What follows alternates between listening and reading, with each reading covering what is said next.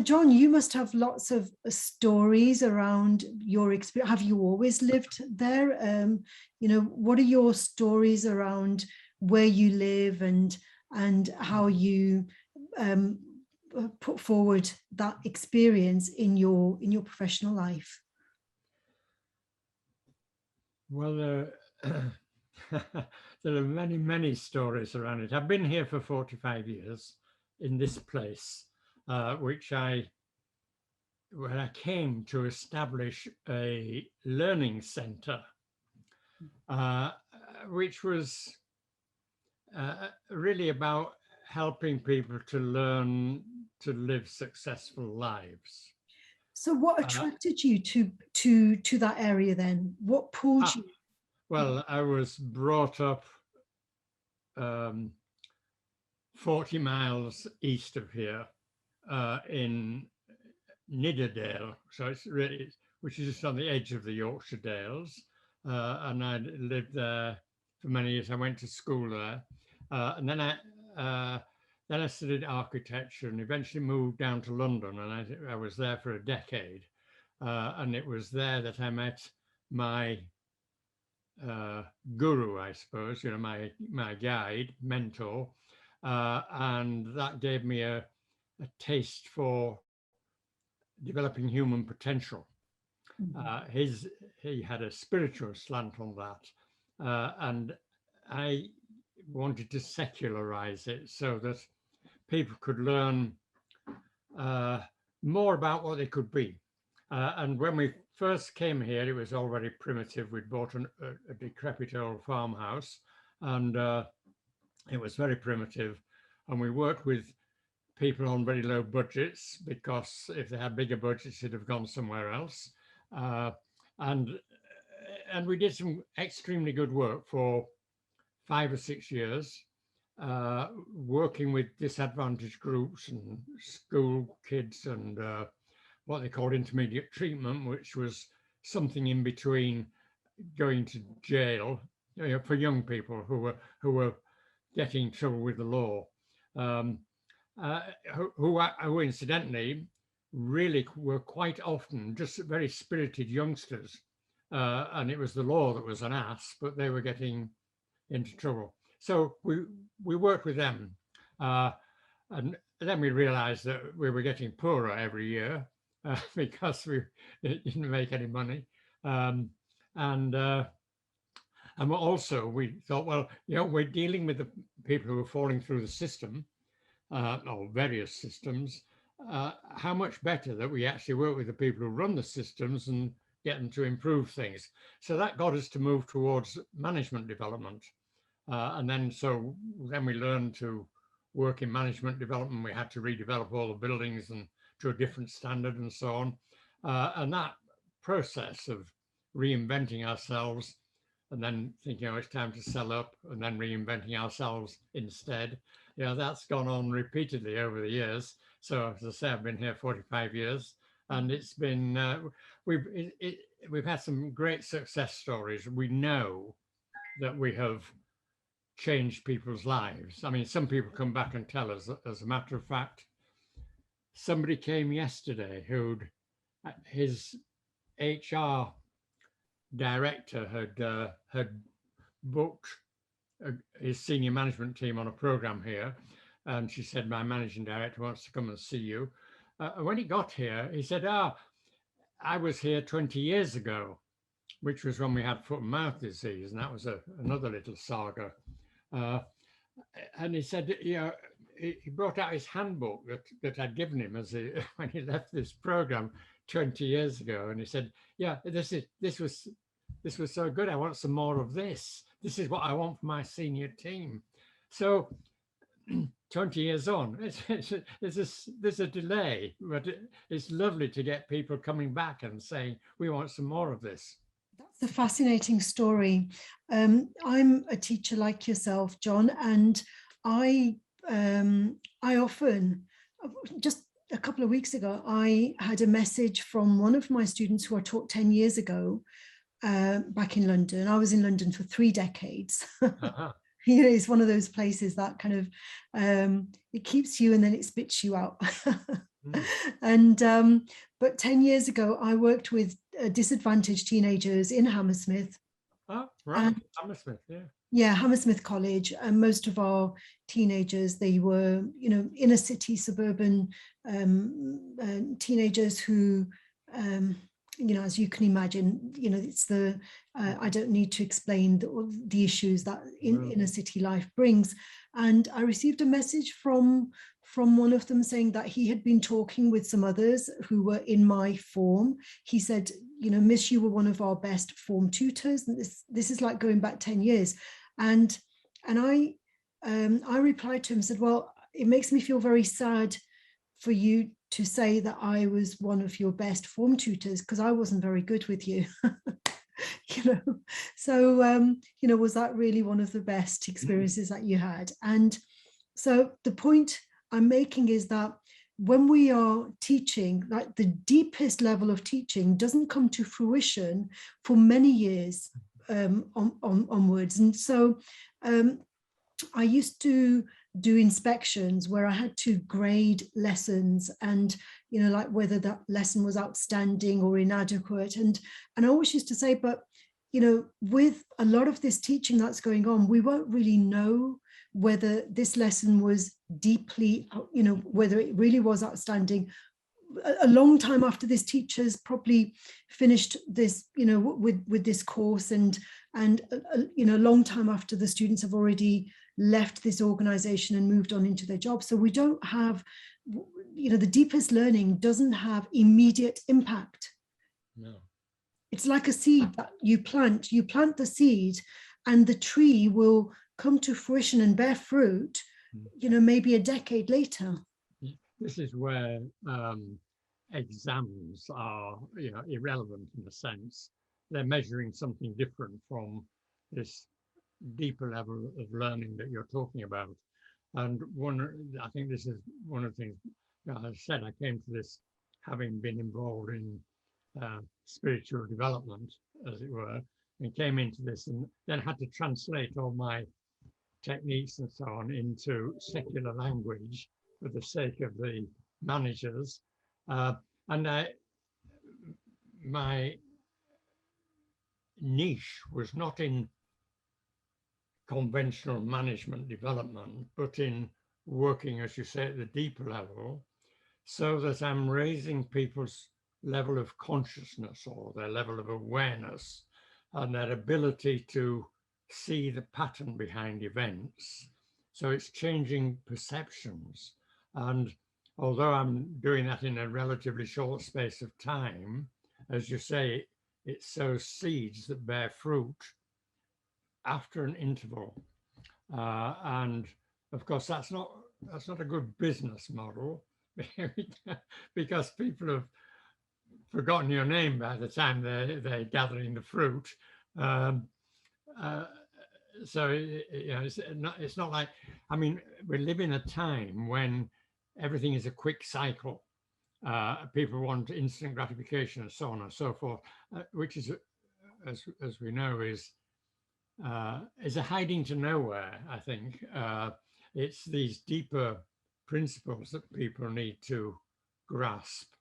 And it's wonderful, it's a wonderful privilege to work with people to open their eyes, um, uh, so that they see a different reality, a richer, more profound reality than the one that is being fed to them by the media and the whole system of modern capitalist society that we're all embedded in. Yeah, and yet it's taking us to the brink of disaster, possibly over the brink of disaster, and and there's something so much more worthwhile that we can engage in rather than this instant gratification, the feeding of appetites, the consumer appetites that we're all stimulated uh, to whet. And yet we know very well that somewhere, if we can step back from that, we can have richer, more meaningful lives. And that's where people like you and I, and thankfully many thousands of other people scattered around the planet, are doing good work. Uh, uh, Together, we may be cultivating citizens of the future, because the alternative, the hedonistic consumer society, is going to hit the buffers, is hitting the buffers. Well, people like yourself and myself, John, we find ourselves mopping up the mess created by systems that are failing. Like, it's a shocking statistic here in the UK. 20% of our children who leave school, having been at school for at least 10 years, now 12 years, 20% of them leave without any qualifications. How can that possibly happen? It's like, in the richest country, one of the richest countries in the world. Yeah, 20%. 20% with no, like we're talking about level 2 qualifications, like level 2 maths and English. They don't even get level 2 maths and English. It's like, what have they been doing at school for 10 years? Well, we know what they've been doing. They've been messing around at the back of the class, because that's, I mean, I remember doing that myself, and that's a long time ago. There was so much of it that was boring and irrelevant to me. I didn't see its relevance. And yet, of course, there were the occasional teacher who touched something, who was inspiring, who made it seem all worthwhile. And I was fortunate that I went to a good school. I went to a grammar school, which existed in those days. And then I went on to study architecture. And this got me into a different way of thinking. And then I had the good fortune to meet my teacher, John Bennett, and that opened my eyes to possibilities. But I've been a slow learner. It takes me a long time to get to grips with things. These days I read avidly, but in my youth, reading a book was a challenge. So it is, the important thing is to meet people who can give you a lift, and then to mix with people who can give you a lift. You have to choose your friends carefully. And then, that's right, yeah. And it's like, in the choice of our friends, they become the strongest protagonists in our journey, don't they? And yes, another thing, I became a mountaineer. I was attracted to it because I could mountaineer on the cheap. I didn't have any money, and in those days, I'm talking now in the 50s, we used to hitchhike to the mountains of the Lake District or wherever. There was a whole subculture of people who did this, and then who lived in barns for the weekend and risked their lives on the crags. It was a bit like the Wild West in a way. And they spent a lot of time in the pub drinking excesses of beer, but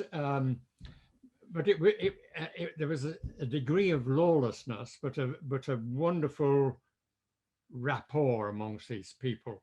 And the tourists hadn't come thick on the ground in those days. So when you went on the hills, you said hello to the people, because you might meet them in a few weeks' time on a different hill. There was a camaraderie that was wonderful.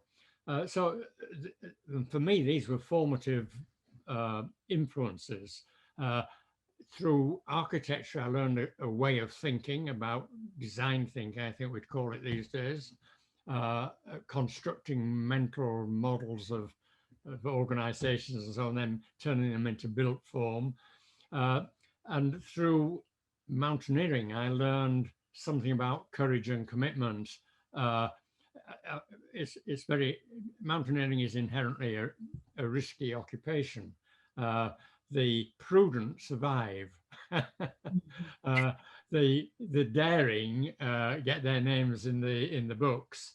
But but it certainly didn't belong to the mainstream of consumer society. That's what appealed to me about it, and I still love the wild places. So I've lived here on the edge of civilization, as it were, for 45 years now. It's been terrific. Yeah, that's a wonderful And I story. ought to say, I wrote this book, which um, Leadership is Meaning Making. Take the hero's journey to transformation. So the hero's journey, uh, of course, is based on Joseph Campbell's ideas and his studies and so on. Uh, it is a story, and you could say the archetypal story perhaps is Homer's Odyssey, uh, but which has the same pattern to it, and it's this pattern that Campbell brought out, a cyclic pattern, which I've interpreted in my own way, but understanding that pattern, say we're all on a journey. Everybody is on a journey. Some people are not going very far, and the destination is not very wonderful, but others are on journeys of inner transformation. And I mean, that's the key thing about Campbell's model, the idea of the hero's journey. It is an inner journey. It's not an outer journey, it's an inner journey. The story is told and has been told, according to Campbell, throughout human history. In fact, from way into human prehistory, the story of inner development. And it's an inspiring story because everybody has an inner life that can flourish. Yes, and I think when I was doing my initial research into creativity, I often came across texts which distinguished between the Western and Eastern concepts of creativity. And they said that in terms of the Eastern concept of creativity, it's internal, it's an internal transformation. And I think that our inner transformation often is reflected in our outer behavior. And that's why I link our identity, our values, and our behaviors, because based on who we think we are. So like when you're mountaineering, if your identity is like the hero who wants to be daring, who wants to, be in the book as opposed to being careful and prudent, then the behavior will be very different compared with somebody who wants to live to tell the tale. Yes, well, um, I went out to the Alps with three other guys actually, and we expected to do some tremendous routes. And on our first day, there was an accident in which two of them died. It wasn't to do with that, the distinction that you were just describing. They were exceedingly unfortunate. Two of us died, and two of us lived to tell the tale. In some way, it was what they call these days a pivot point for me. Not terribly overtly. I didn't suddenly change my life and so on, but I would say that from that point on, my life began to crystallize in a certain way, and has brought me to where I am today, which is well, I'm the author of a book. I've got a bunch of clients who are grateful for the influence I had on them. I have changed a few lives. I live in a wonderful place, and I've got enough money to see me through. I'm not going to be too destitute. And nowadays, my interest really is in saying to people, "Hey, wake up, wake up!" These stories of climate crisis, of monetary crisis, the appalling things that are happening in other parts of the world due to these crises, where so people are having to migrate and so on. And the way we're handling this is shocking. It's subhuman, really. We're not responding as we need to do because there's a kind of miasma. People are dreaming In fact, I posted something on LinkedIn the other day saying, because I remember this story so many times, you see people drifting down a mighty river in a boat, and they're quietly fishing and chatting and so on. And there's a sound that's getting louder and louder, and you're on the bank, and you know that sound is the sound of a waterfall, and they're going to go over the lip of the waterfall unless they stop fishing and start rowing. And what can you do? You know, they can't hear you shout, and you're waving, and they just wave back. It's terrifying, and this seems to me to be the sort of state that the whole of humanity is in at the moment. We're heading towards crisis. We have the resources for everybody who is alive today to live a good life, but because it's so badly distributed and badly managed, that isn't happening. And so those of us who see this, it's incumbent upon us to do what we can, which isn't very much. You can't actually, you haven't got the levers of power. So what can we do? We can have conversations, we can talk to people, we can put out messages that say, you know, this is serious. We need to change the way we live. We all need to change our expectations and start to live according to our real values, not our pretend values, and to wake up to our potential to change the situation. Yes, and of course, throughout history, people have had those ideas that you are articulating so well now. Like, let's think about Karl Marx. What was the ideology there? It's like, you know, the ideology was that there is enough for everyone, and you know, it needs to be equally distributed, or it needs to be more fairly distributed.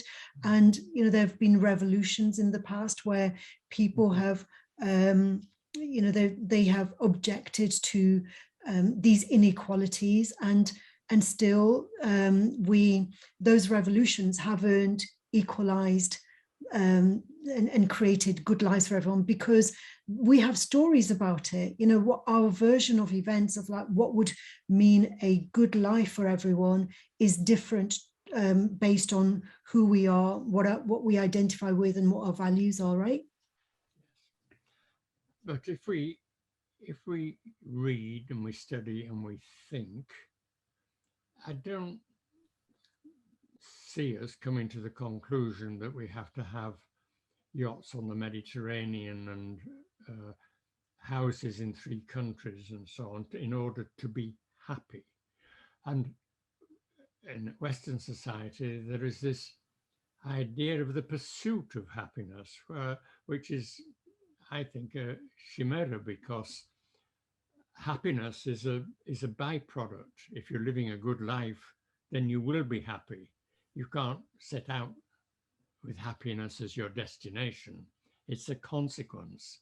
And so there's an awful lot in the way we in the West, and you're obviously not of Western origin yourself. I presume where are you from? Your family from? Are they from India or somewhere? I'm a Sikh from the Punjab. Ah, right, a Sikh from the Punjab. How marvelous. I haven't been to the Punjab. I did travel in India in the 80s, which was quite a shock to my system, as I was traveling as a pilgrim and discovering, what a journey, discovering the saints and sages, you could say. And I was profoundly shocked to discover, I mean, it should have been obvious, but for me, it was a discovery. India had a civilization that made Great Britain look primitive, you know, an ancient civilization, a wonderful culture. Yes, there was poverty and drought and so on, and it's a tough climate in many places.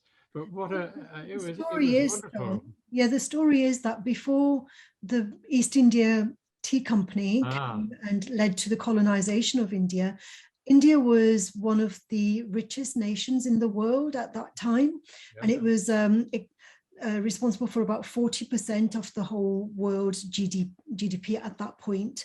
But by the time the British left in 1947, it was one of the poorest countries. So that's a story in itself that we don't often hear that version of the story. We think of, we're taught here. I was brought up in England. I was brought up in Stafford, and we are taught the history of like India being a third world country without that. Shocking.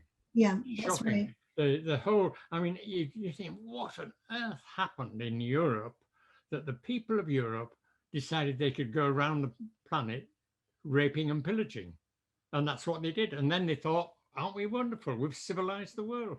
Ah, yes, we do need these alternative histories. And so, in fact, this conversation is about story. Well, there's a story for you.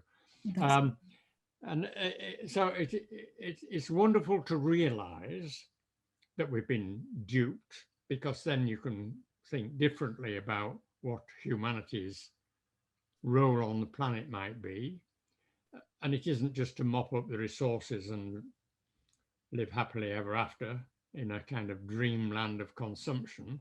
We need to rethink all of this. So, as you put it, the stories that we tell ourselves are hugely important. And it's lovely these days that there is a little bit more, you hear a little bit more about alternative histories. I mean, the people of Africa, of course, suffered like the people of India from colonialization and its aftermath, and all their rich culture and so on was stolen away or trampled underfoot. And I think it's to do with stories. The way the way that happens is because we've lost those stories, and I'm only able to say to you, well, something, India was one of the richest nations before the British colonized it. I'm only able to say that with full confidence is because I've explored these other stories that were not part of my education growing up in Britain. And so it's about reclaiming those stories. And those stories, as we reclaim them, our self-identity becomes reshaped, it becomes remolded, and our values become different, so. And because I was brought up in the days when they proudly taught us at school that the sun never sets on the British Empire, and indeed we were told how wonderful Britain was because it had civilized the world, and it's painful almost to realize that we were being sold a false story. And we bought into it.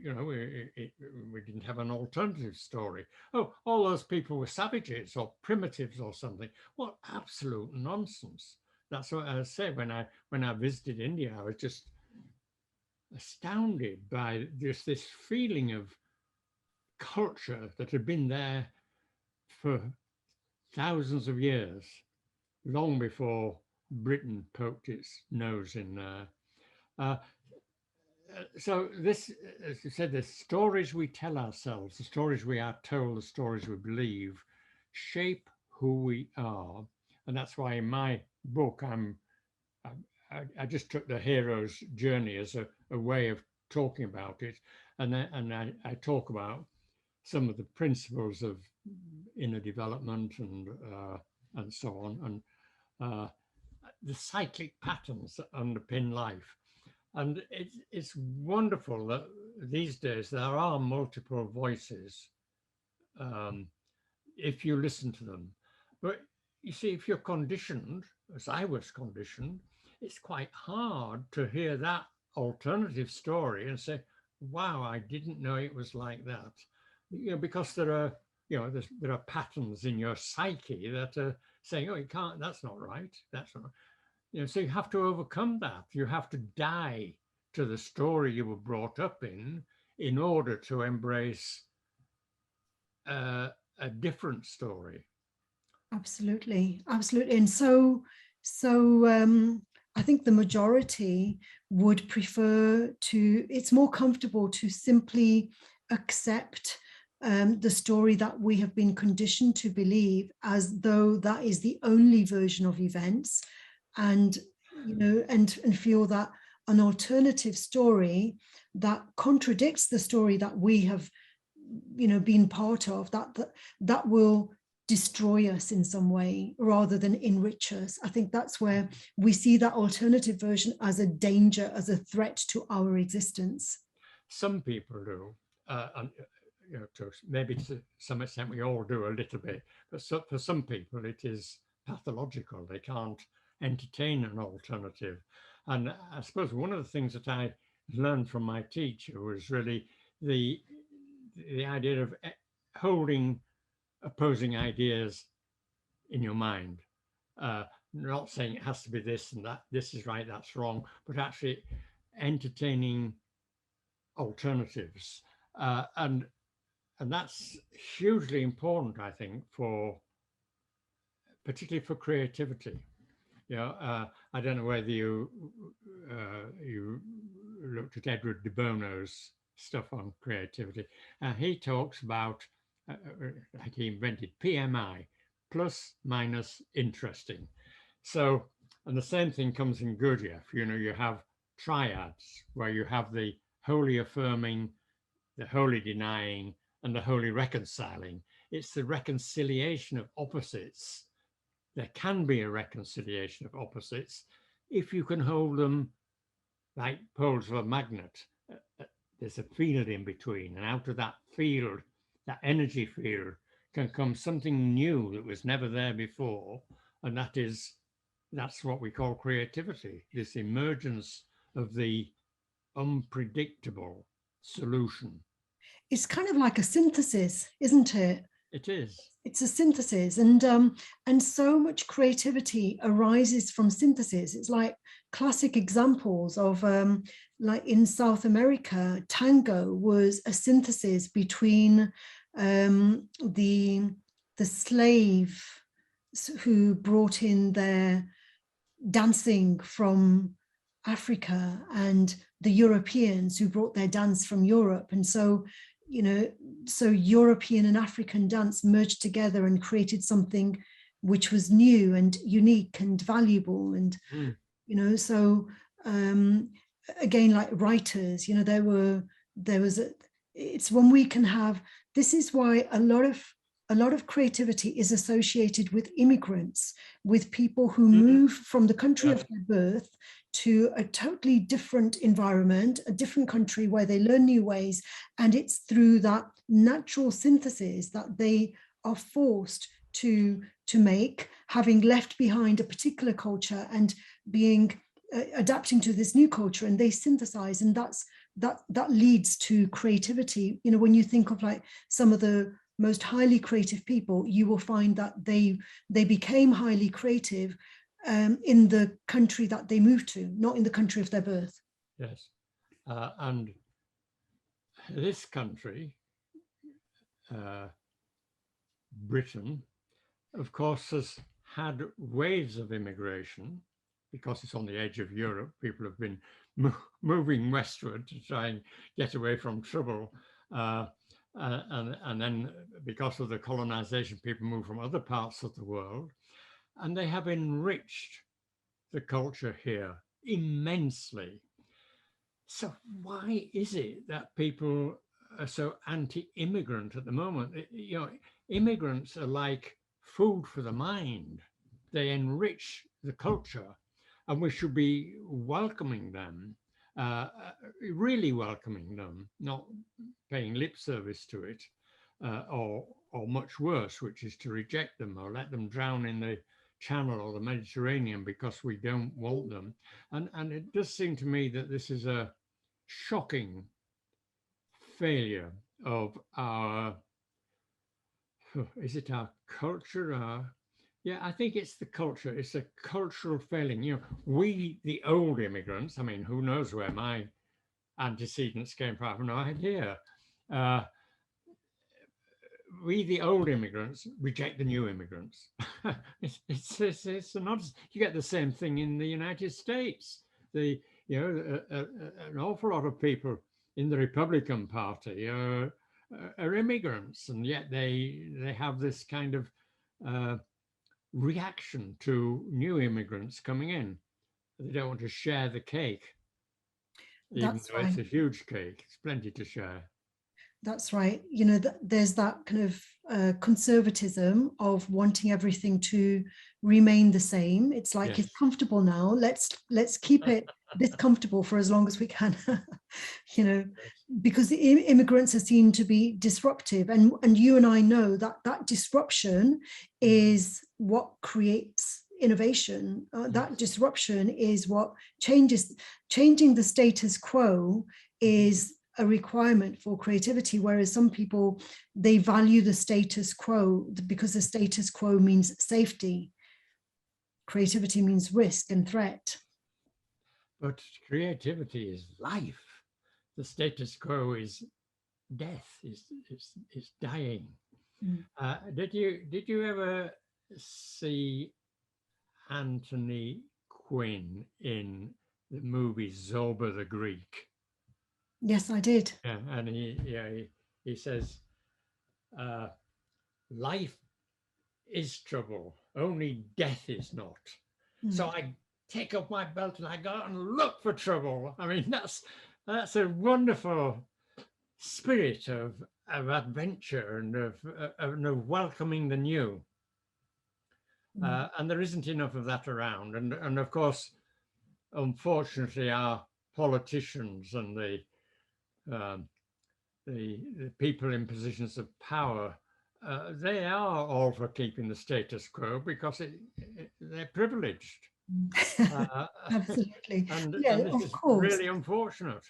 And these systems that we talked about, you know, you talk about having to mop up the mess of systems that have failed youth, and myself as well. I can Yeah, yeah, relate to that. And who props up those systems? Well, those who gain, you know, who have yes. the privilege that those systems afford them. Yes, so we need to welcome every little bit of disruption that comes along. We need to blow on the embers until we get flames, which might sound like revolution, but it doesn't have to be bloody revolution. It is the revolving, the rolling wheel of time. It's that revolution. It's going on all of the time, and we need to make sure that it is bringing in the new, not simply embedding the old. And you know, the kind of conversation that we're having, for some people it can they may say we're being very radical, and you know, creativity and radicalism, they have to be intertwined, because sometimes that change needs to be so dramatic at the level of ideas, and most of the ideas that we generate are very tame, aren't they? They're not, you know, they're not wild ideas that will change or have an impact on very much. Something else that we haven't really touched on, which I think is that life as we receive it, we were we were born as babies, and our parents prepared us to live in a certain kind of society. They socialized us. And then our teachers, when we went to school or nursery, then to school and then to university or wherever, at every stage, we are being taught the way things are. We then have to break something down to discover what can be, because what we call the future uh, is not it's not just more of the past. It's something fresh and new, and that's where the innovation, the creativity need to come in. Uh, but this business of we're conditioned to life as it is a very constrained view, it seems to me, of the magic of life on earth of being embodied as a human being. Thank goodness I wasn't a rat, but here I am, a human being. And at the moment, we have this interesting microbe, the COVID thing coming around, which is also on the edge of life, and wanting hosts for its for so it can perpetuate itself. Yeah, the actual process of being alive on planet Earth is unbelievable. It's magical, and we are part of that. And yet we bring it all down to what's for breakfast, or have you read the paper this morning? To the mundane. And yet every day we live a kind of magic, wonderful and unbelievable. And if I go outside, if I'm receptive to it, then it's all around me. Well, Wonderful, extraordinary beings, the thing plants is, you and see, trees and yeah, birds and bees and things. Absolutely magical. And absolutely. we should not reduce that to the mundane. We need to feed our wonder at the magic of it all. I lived in, as I said earlier, I lived in London for 30 years, and some of these teenagers that I taught, they'd never seen a horse in real life, Yeah, you know, yeah. and yeah, and the reason I realized that is because I took them on a trip to Windsor where a friend of mine had some horses, and it's like, miss, I've never been this close to a horse. And it's like, well, yeah, they've never left the city. The Mm. thing is that, John, yourself and myself, we work with young people who have, ourselves included, we were educated in a system that was designed with industry in mind. We were conditioned to conform, get a good job, and to be productive. And in those days, our teachers, they kind of knew what to expect when we left school. But Mm. now, being a teacher now, we're preparing them for a future that we ourselves do not know. And we have to admit that, we have to acknowledge that we're preparing these students not for a known future that is going to be predictable, exactly the same as what happened to us when we left school. It's a totally unpredictable and unknown future. And the kind of education that we're providing them doesn't prepare them for this unknown. No, indeed. And that's why I called my business here Centre for Management Creativity, because I thought that management is in itself about keeping things going as they are. So put the creativity in there, and you can begin to invent the emergent. You can, or you can manage the emergent, or you can deal with the unexpected, and that's very much to do with what's inside you, not not what qualifications you've got. Um, and I think that I've over 45 years have done some good work here and there, and it's been a joy. Like I say, this guy coming back yesterday and telling me how marvelous it had been. Um, we have the possibility, whether we call ourselves teachers or however we position ourselves, we have the possibility of opening people's minds, opening their awareness, raising their awareness, um, helping them to notice the unexpected. Because if they notice it, it might not kill them. You know, being able to welcome what they didn't expect and make something of it. So I think you and I possibly agree that is the nature of creativity, which leads downstream to innovation and so on.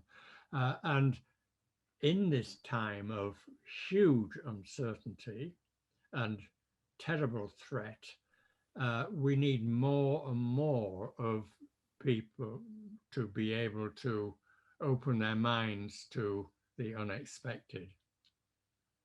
Absolutely. Well, thank you very much, John. That I've really enjoyed that conversation with you. Yes, it's been nice to meet you. By the way, I don't know whether, do you know Jeremy Lent?